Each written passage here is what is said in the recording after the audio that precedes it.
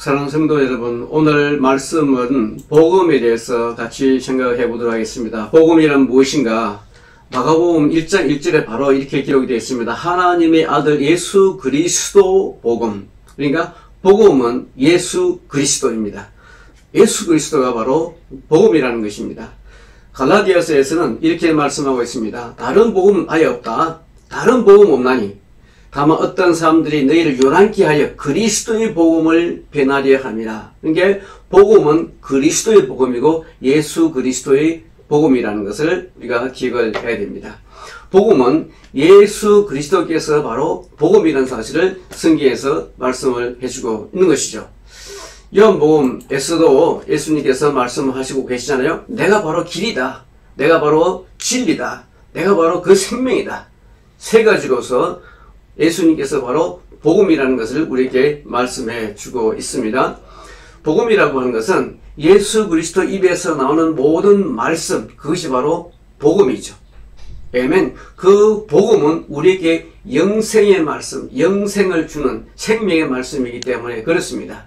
내가 진실로 너에게 이르노니 내 말을 듣고 또 나 보내신 이를 믿는 자는 무엇을 얻습니까? 영생을 얻는다 그랬죠. 이 영생이 바로 좋은 소식이죠. 굿뉴스죠. 영생을 얻을 뿐만 아니라 심판에 이르지 아니하고 사망에서 생명으로 옮기는 것. 이것이 바로 좋은 소식, 복음이 되는 것입니다. 베드로가 이렇게 고백합니다. 주여 영생의 말씀이 주께 있으니까 우리가 누구에게 가겠습니까? 우리가 단도로 갈 수가 없습니다.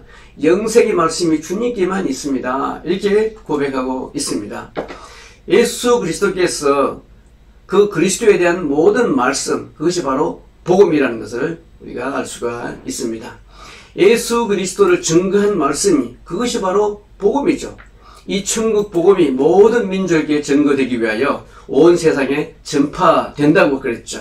이 복음이 이 세상에 전파될 때에 그때 끝이 오리라고 말씀하고 있습니다. 자, 복음이란 뭘까요? 성경에 기록된 예수 그리스도에 대한 성도들의 그 신앙 고백, 그 신앙 고백이 바로 복음이죠. 이 복음, 정말로 놀라운 복음들이 이 성경에는 많이 기록이 되어 있는데, 로마서에 보면 내가 만일 내 입으로 예수를 주로 시인하고, 그죠? 하나님께 그를 죽은 자 가운데서 살린 것을 내 마음에 믿으면, 입으로 시인하고 우리 마음으로 이렇게 믿으면 구원을 얻는다. 이것이 바로 복음인 것이죠. 사람이 마음으로 믿어서 의에 이르고 입으로 시인해서 구원에 이른다. 입으로 시인하는 것이 굉장히 중요합니다. 그래서 우리가 전도할 때 영적 기도를 반드시 하게 되는 것입니다. 누구든지 저를 믿는 자는 부끄러움을 당하지 않는다. 누구든지 예수 믿는 자는 부끄러움을 당하지 아니한다고 성경에서 기록하고 있습니다. 가장 우리가 신앙 고백 중에서 가장 위대한 신앙 고백은 바로 베드로의 신앙 고백이 되겠습니다. 베드로가 뭐라고 그럽니까? 마태복음 16장 16절 말씀 다 아시겠죠? 베드로가 가로되 주는 살아계신, 그죠? 그리스도시요 살아계신 하나님의 아들입니다. 주는 그리스도요. 주는 그리스도요. 그리고 살아계신 하나님의 아들이라는 거죠. 이 신앙 고백이 얼마나 위대했던지 예수님께서 정말로 베드로를 칭찬을 하고 또 다른 위대한 이름을 주게 됩니다. 그리고 그 베드로의 신앙 고백 위에 교회를 세우겠다고 하는 거죠. 그리스도의 교회를 세우겠다고 그렇게 말씀하고 있는 것입니다. 자, 복음이라고 하는 것은 예수 그리스도가 복음이라는 사실을 우리가 알 수가 있습니다. 엄밀히 말하면 모든 성경의 진리가 복음이죠. 하나님의 구속사적 관점에서 하나님께서 예수 그리스도를 통해 인류를 구원하시고자 하는 그 모든 언약, 그리고 하나님의 모든 섭리, 그런 경륜, 이 모든 것들이 다 복음이라고 할 수가 있죠. 이 복음의 계시가 오직 성경을 기록하신 성령께서 여러분들 각 사람들의 마음에 인격질 속에 오셔서 깨닫게 하시고 또 알게 하시고 그리고 믿게 하고 그리고 결론적으로 복음의 은택을 잊게 하고 복음 안에서 살아갈 수 있도록 우리를 도와주시는 것입니다. 성령께서 함께 하심으로 우리가 복음의 진리를 깨닫고 알고 또 믿을 수가 있게 되는 것이죠. 복음의 진리를 마음으로 믿고 신할 때 복음의 능력이 우리에게 임하는 것입니다. 복음의 능력이 친히 사람들을 변화시키고 그 삶을 변화시키게 되는 것입니다. 자, 그렇다면 우리가 어찌해야 우리가 그 복음의 가치와 능력을 일상생활 속에서 회복할 수 있을까 하는 거죠. 고린도전서 1장 18절 말씀에 십자가의 진리가 멸망하는 사람들에게는 어리석다. 야, 이 십자가, 놀라운 십자가의 그 진리, 그 복음이 죽어가는, 즉 멸망하는 사람들에게는 참 어리석은 것으로 보인다는 거죠. 그렇지만 우리 구원받는 우리 믿는 자들에게는 그 복음이 바로 하나님의 능력이라는 것입니다. 성경에 보면 내가 지혜로운 사람들의 지혜를 없애고 총명한 사람들의 총명을 쓸모없게 한다 라고 하는 거죠.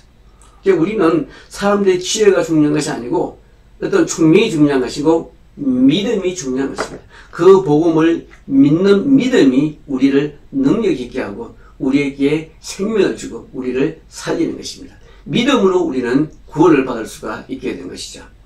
자, 그렇다면 지혜 있는 사람이 어디 있습니까? 학자가 또 어디 있습니까? 이 시대의 철학자가 어디 있습니까? 하나님께서 이 세상의 모든 지혜를 정말로 어리석게 했다고 성경은 기록합니다.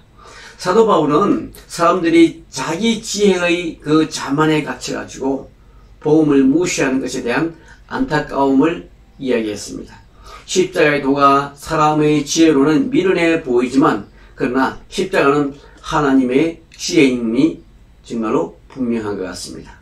오늘도 마찬가지로 영적인 깊이를 모르면 십자가의 그 복음은 기독교 외부에서 아주 편협한 교리처럼 보이고 또 내부적으로는 그저 신앙의 초보자처럼 여겨질 수 있습니다만, 그렇지만 영적인 세계에 대해서 우리가 눈이 열리기만 하면 결국은 그 복음이 우리에게 엄청난 능력을 준다는 것을 우리가 깨닫게 됩니다. 복음 외에는 다른 길이 없다는 것을 깨닫게 된 것이죠. 사람들이 왜 영적으로 방황하겠습니까? 왜 크리스찬들이 자신의 그 신앙의 그 정체성에 대해서 불확실할까요? 왜 하나님께 속한 그 성도라고 하면서도 실제로는 그 사단의 종로를 하는 삶을 살고 있는 사람들이 있잖아요? 그 핵심적인 이유가 바로 그 뭐냐? 참된 복음의 진리를 우리가 잘 깨닫지 못했기 때문에, 그 복음의 능력을 힘입지 못했기 때문에 이런 현상이 나타나는 것이죠. 그래서 복음의 목이 메인 그 바울의 심정을 통해서 우리가 바울이 전했던 그 복음을 알고 그 십자가의 도를 다시 붙잡아야겠다는 것입니다. 우리가 예배 드릴 때 예배당에서 예배 드리는 모습들은 정말 다 믿음이 좋아 보입니다.